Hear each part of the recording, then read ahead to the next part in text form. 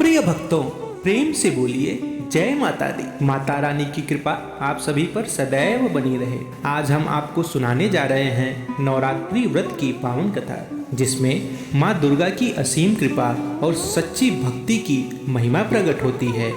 तो अगर आप हमारे चैनल पर पहली बार आए हैं तो चैनल को जरूर सब्सक्राइब करें, ताकि हिंदू पौराणिक कथाओं का अपडेट आप तक पहुंचता रहे। आइए शुरू करते हैं माता रानी के व्रत की कथा। ब्रह्मलोक में देवगुरु बृहस्पति ने ब्रह्मा जी से एक प्रश्न किया, हे परमपिता, कृपा करके हमें एक ऐसा व्रत बताइए जो साधारण गृहस्थ भी कर सके और जिससे दरिद्रता, रोग और दुख सब दूर हो जाए। ऐसा व्रत बताएं जिससे पुत्रहीन को पुत्र की प्राप्ति हो और निर्धन को धन मिले और जीवन सुखमय बने। ब्रह्मा जी ने प्रसन्न होकर कहा, हे बृहस्पति, तुम्हारे प्रश्न लोक कल्याणकारी हैं। सुनो, मैं तुम्हें नवरात्रि व्रत की महिमा और कथा सुनाता हूँ। ध्यान रहे, पूरी कथा के दौरान आपका ध्यान कथा पर बना रहे और मन में माता क्या ध्यान करते रहे।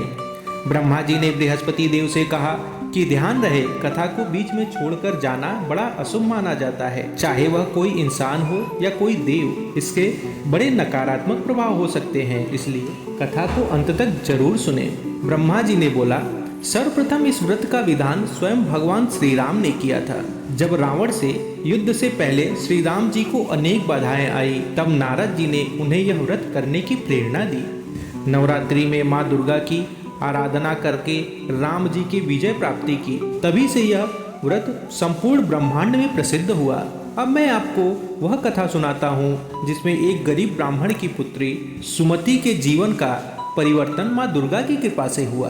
एक नगर में एक अत्यंत निर्धन ब्राह्मण अपनी पत्नी और कन्या सुमति के साथ रहता था। उसकी दशा इतनी दयनीय थी कि कभी अन्न मिलता, कभी भूखा ही रहना पड़ता था। सुमति रूपवती, सुशील और धर्मपरायण थी। वह प्रतिदिन माँ दुर्गा की पूजा करती और मन ही मन प्रार्थना करती, हे माँ अम्बे, हमारे दुख दूर करो, हमारे जीवन में सुख समृद्धि लाओ।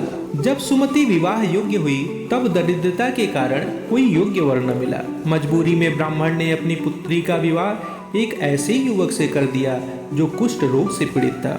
विवाह के बाद जब सुमति पति के साथ घर पहुंची, तो उसने देखा कि उसका पति अत्यंत बीमार और दीनहीन जीवन जी रहा है। वह मन ही मन रोई और माँ दुर्गा से प्रार्थना की, हे माँ, क्या मेरा जीवन इसी दुख में बीत जाएगा? एक दिन गांव में एक साधु आए। वे वास्तव में माँ दुर्गा के एक दूत थे। उन्होंने सुमति से कहा, बेटी, दुखी मत हो। यदि तुम सच्चे मन से नवरात्रि व्रत और माता दुर्गा का पूजन करोगी तो तुम्हारे पति का कुष्ठ रोग दूर हो जाएगा और तुम्हें जीवन में सुख मिलेगा। सुमति ने साधु के वचन को स्वीकार किया। उसने श्रद्धापूर्वक नवरात्रि व्रत आरंभ किया। सुबह जल्दी उठकर स्नान किया, कलश स्थापना की, माता के 9 रूपों की पूजा की, 9 दिन तक माँ की कथा सुनी और व्रत किया।